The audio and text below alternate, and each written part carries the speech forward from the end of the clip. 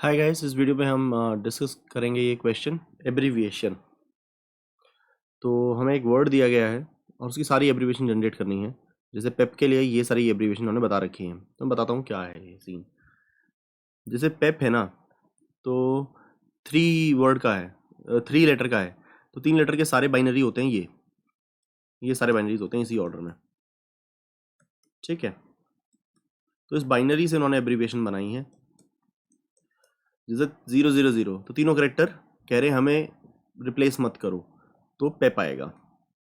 001 तो PE1, ठीक है। मैं वो आंसर आपके सामने ले आता हूँ ताकि आप अंदाज़ा लगा सकें कि क्या एग्जैक्टली सीन है, ठीक है।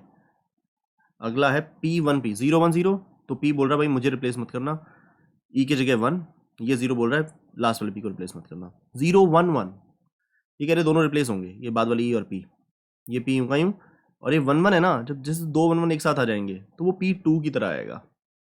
100 तो 1EP, 101 तो 1E1, 110, अब 2 1 है तो कंप्रेस कर दो इसे।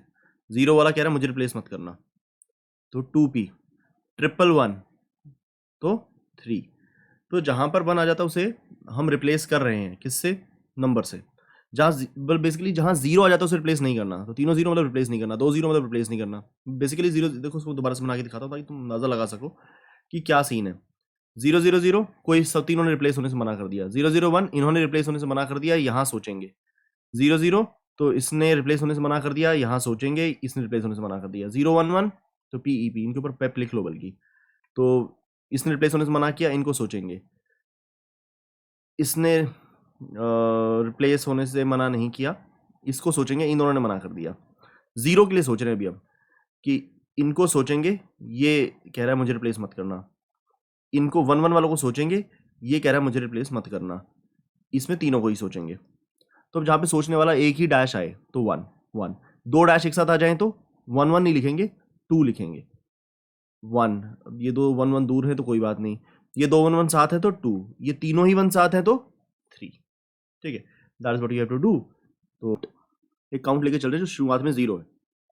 देखिएगा अभी जरा, पहले ही बल्कि काउंट और सब्स्टिट्यूशन नहीं लेते, हम सिर्फ ये इसके सबसीक्वेंस बना लेते हैं, ठीक ना। सबसीक्वेंस के लिए कोड क्या होता था, ना और हाँ, ना और हाँ। तो ये वाला P सॉल्व हो रहा होता था इस टाइम पर।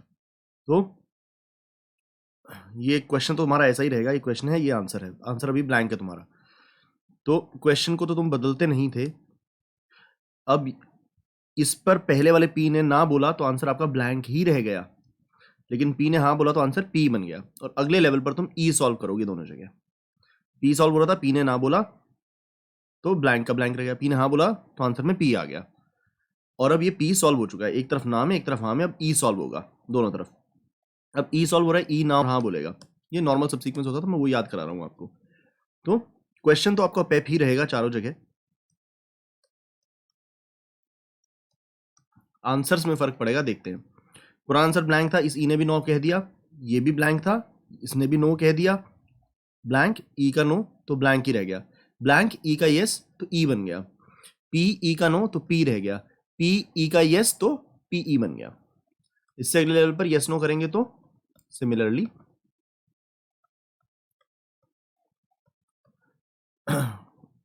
इस लेवल पर हर जगह पी, लास्ट वाला पी सॉल्व हो रहा है।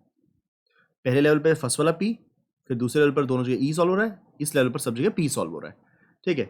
ब्लैंक और पी ने भी नो कह दिया, तो अब मैं क्वेश्चन नहीं लिखूंगा, मैं सिर्फ आंसर लिखूंगा, ये वाला पार्ट लिखूंगा। ब्लैंक और पी का नो ब्लैंक, ब्लैंक और पी का यस पी, ई और पी का नो ई, ई और पी का यस ई पी और पी का नो पी और पी का यस पी, ई और पी का नो ई और पी का यस ई, ऐसे हमारा बन जाया करता था। सॉरी ये पीई था, पीई और पी का नो पीई और पी का यस पीई पुराना और नया पी लगाया पीछे, तो पीई पुराना और नया पी पीछे लगाया तो पे, ठीक है, ऐसे बन जाया करता था। तो इसका हम सहारा लेंगे, कैसे इसके थ्रू हम करेंगे देखिएगा जरा ध्यान से, बिल्कुल सिमिलर कहानी। लेकिन जब नो कहेंगे ना तो एक काउंट बढ़ेगा, एक काउंट बढ़ेगा कि भाई मैं नहीं आया हूं, मेरे नाम का 1 या 2 या 3 आएगा कि मैं 0 हूं, मुझे कलेक्ट कर लो। तो आपका क्वेश्चन है पेप, आंसर हमें बनाना है, ब्लैंक है जो अभी, काउंट है एक इनिशियली जो 0 है, और अभी पी सॉल्व हो रहा है, तो आपने थोड़ा सा स्ट्रक्चर समझ लिया है, अभी देखिएगा। कॉल निकली येस और नो, ठीक है। मैं पहले नो कॉल लिखता हूं, तो भैया पेप तो यूं का यूं आ गया, लेकिन इस लेवल पर ई सॉल्व होगा। देखेंगे पुराने लेवल पर पी ने नो कहा है तो आंसर डॉट का डॉट रह गया, लेकिन जब उसने नो बोला ना तो उसने काउंट बढ़वा दिया कि भाई एक करेक्टर जा चुका है, तो काउंट 1, ठीक है। अब इधर देखते हैं, पेप तो यूं का यूं रहेगा, पी वहां सॉल्व हो रहा था, यहाँ पर ई सॉल्व होगा। पी ने यस बोला है तो आंसर में पी ऐड हो जाएगा। अब पी ऐड हो चुका तो वो काउंट नहीं बढ़वा पाएगा, काउंट 0 का 0, ठीक है। आई होप ये समझ में आया होगा। आगे तक बनते बनते आपको समझ में आ जाएगा। जब करेक्टर शामिल हो रहा है तो वो काउंट नहीं बढ़ा रहा है, जब करेक्टर शामिल नहीं हो रहा तो काउंट बढ़ा रहा है, ठीक है। अब दोनों जगह ई सॉल्व हो रहा है, तो नो यस नो यस, तो चारों जगह मैं पहले पहला पैरामीटर लिख लूं पेप। इस लेवल पर ई सॉल्व हो रहा है तो अगले लेवल पर सबका पी सॉल्व होगा, तो मैं डॉट यहां लगा लेता हूं सबके, ठीक है। वो तो अगले लेवल के लिए है। तो ई ने बोला नो, पहले भी ब्लैंक था और ई ने नो बोल दिया, तो ब्लैंक का ब्लैंक, लेकिन पहले 1 था और अब भी नो हुआ है तो 2, अगले करेक्टर ने नो बोला तो 2, ठीक है। अब इसने बोला यस, ई ने बोला यस, ई ने बोला यस, ठीक है। तो यहां पर आप डॉट नहीं ऐड करेंगे, डॉट में ई नहीं ऐड करेंगे, सिर्फ 1 ई ऐड करके 0 बनाएंगे। जो पुराना 1 आ रहा था ना, जो पुराना 1 आ रहा था वो पी के नाम का 1 आ रहा था, वो भी आएगा, और आपके ई ने यस बोला है वो भी आएगा, 1 ई और यस, ठीक है। अगर ये समझ में ना आया तो अगले स्टेप तक समझ में आ जाएगा, अभी चिंता नहीं करिए, आइट्रेशन चलने दीजिए। तो अब देखिए, इधर हमारे पुराना आंसर था पी, 0 भी था यहाँ पर, और ई ने नो बोल दिया, ई ने नो बोल दिया तो पी का पी रह गया, लेकिन इसके ई के नो की वजह से ये 0 से 1 बन गया, ठीक है। इधर देखिएगा, ई ने यस बोल दिया तो ये पीई बन जाएगा और काउंट 0 का 0 रहेगा। तो जब करेक्टर यस बोलता है ना तो काउंट 0 रहता है और करेक्टर जाके ऐड हो जाता है। यहाँ पे देखिए, पी पुराना था, ई ने यस बोला तो पीई और काउंट 0 का 0, नो बोला तो पी के साथ नहीं जोड़ा, उसके नाम का काउंट में 1 ऐड कर दिया। और यहाँ क्या हुआ था, ब्लैंक प्लस ई, पर ब्लैंक प्लस ई नहीं होगा, जो पुराना 1 आप लेकर आ रहे हैं वो 1 भी साथ में जुड़ेगा, 1 ई और काउंट नया 0 हो जाएगा। जब कोई यस बोलता है और काउंट पड़ा होता है तो वो काउंट भी शामिल होगा। तो अब इसको लास्ट स्टेप इसका बनाते हैं हम लोग, ये लास्ट स्टेप बनाने की कोशिश करते हैं। बहुत ध्यान से अपनी इंटेंसिटी आप बनाए रखिएगा।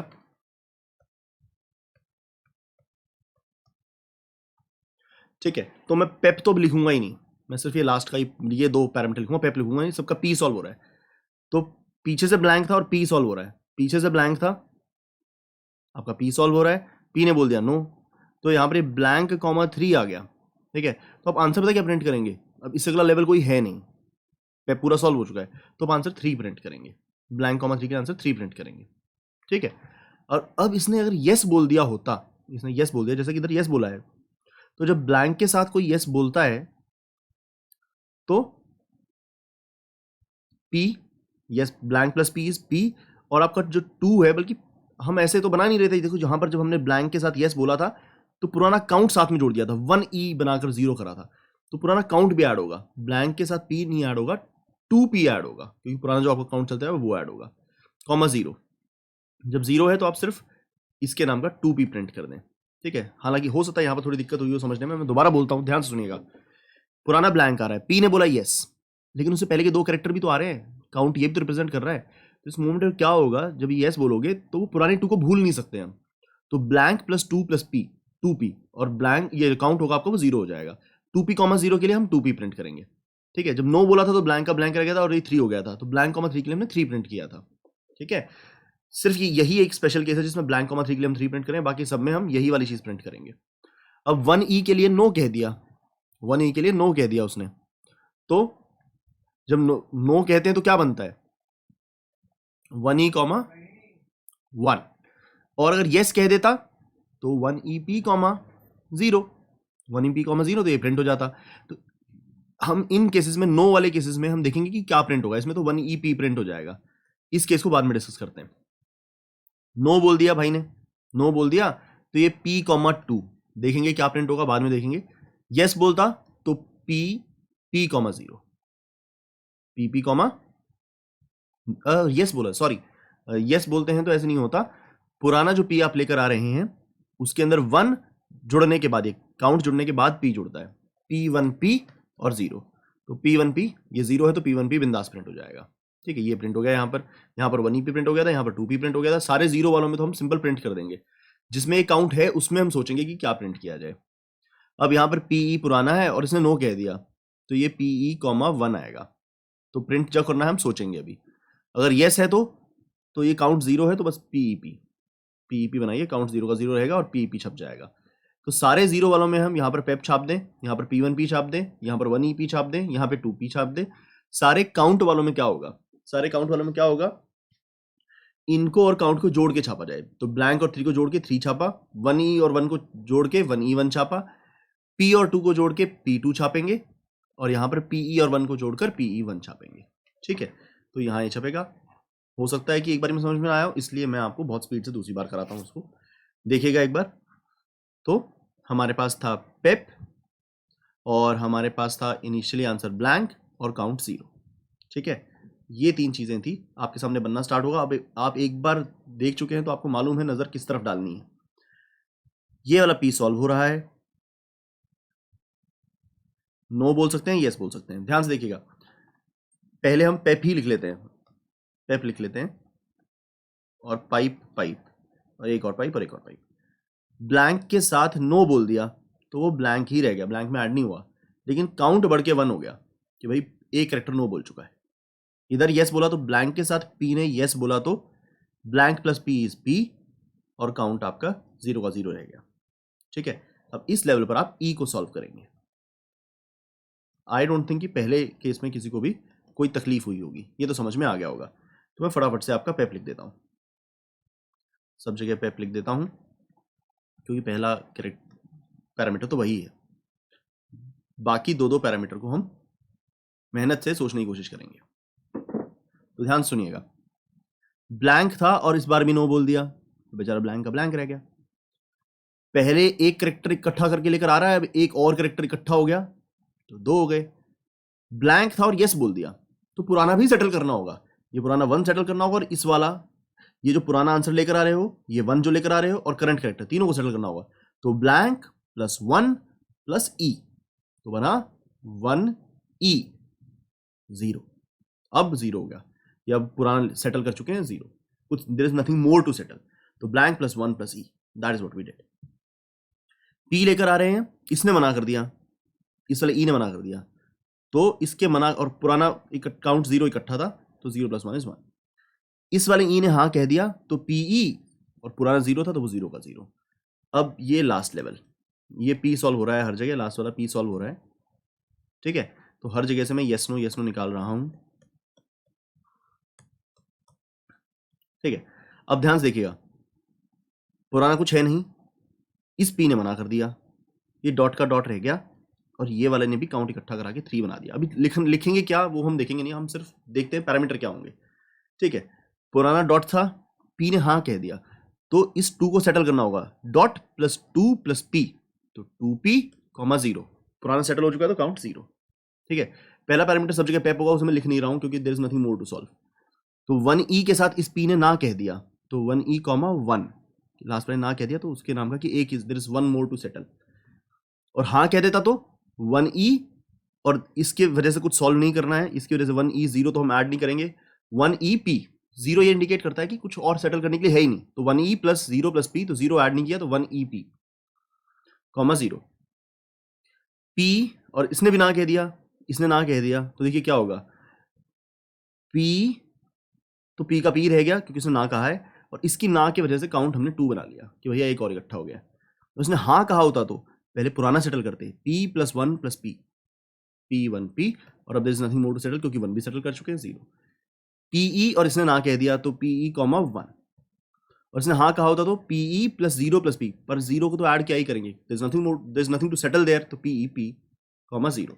अब देखिए जहां जहां 0 है वो तो आंसर्स हैं आपके पास, जहां जहां 0 है तो there is nothing to settle there, we just print it, 2p, 1ep, p1p, pep। जहां जहां कुछ करेक्टर है तो उतना सेटलमेंट करना है आपको, तो इन दोनों को ऐड करके 3 प्रिंट कीजिए, इन दोनों को ऐड करके 1e1 प्रिंट कीजिए, इन दोनों को ऐड करके p2 प्रिंट कीजिए, इन दोनों को ऐड करके pe1 प्रिंट कर लीजिए। अब देखिए एक बार, ये p2 क्या रिप्रेजेंट करता है, पहला करेक्टर बोला हाँ, बाद के दोनों बोले ना, तो p2। अब इसको देखिए, तो तीनों ने हाँ बोला तो पेप, फेयर गेम।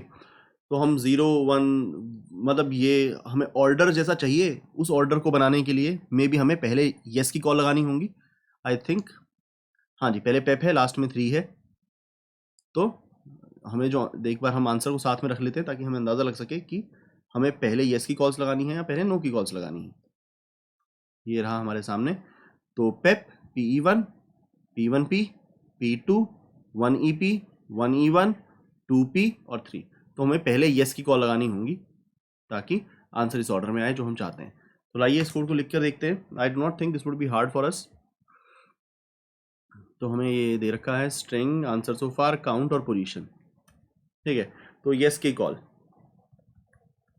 सोल्यूशन स्ट्रिंग तो यूं क्यों आगे पास होगी, पहले लिख लें बस एक बार, answer so far plus something we do not know what plus question mark. इस केस में काउंट 0 हो जाएगा क्योंकि you are saying yes, position तो हर बार बढ़ती है। नो की कॉल, नो की कॉल है तो आंसर में कुछ नहीं बदलेगा, आंसर सो फार यूं का यूं रहेगा, काउंट बढ़ जाएगा।